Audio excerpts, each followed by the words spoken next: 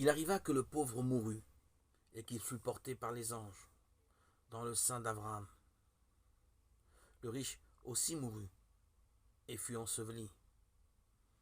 Et dans l'Hadès, levant les yeux, comme il était dans les tourments, il voit de loin Abraham et Lazare dans son sein. Luc 16, 22, 23.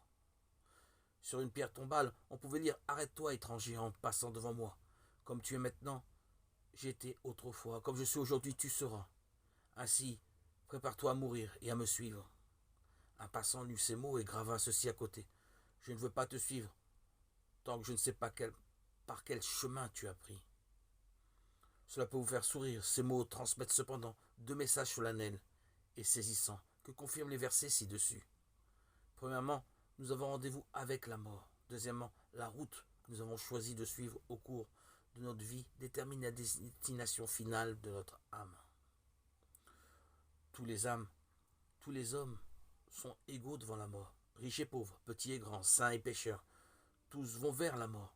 Dans le cas de l'homme riche et de Lazare, Luc 16, 19, 31, alors que vivant leur sort différait considérablement après la mort, qui les a atteints tous les deux. La situation était totalement renversée. Le Seigneur nous donne ainsi un aperçu du domaine invisible de la mort. Lazare est au paradis, le lieu de la consolation et du repos. L'homme riche, dont on ne connaît même pas le nom, est dans l'Hadès, le lieu où vont les âmes de tous les morts, ceux qui sont sauvés et ceux qui sont perdus.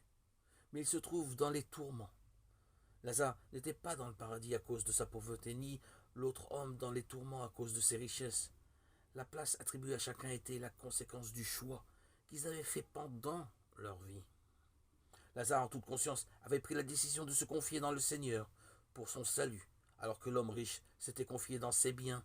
Le second a essayé d'arranger les choses dans l'Hadès, mais c'était trop tard, car après la mort, notre destination est fixée pour toujours. Jésus nous avertit. Large est la porte et spacieux le chemin qui mène à la perdition.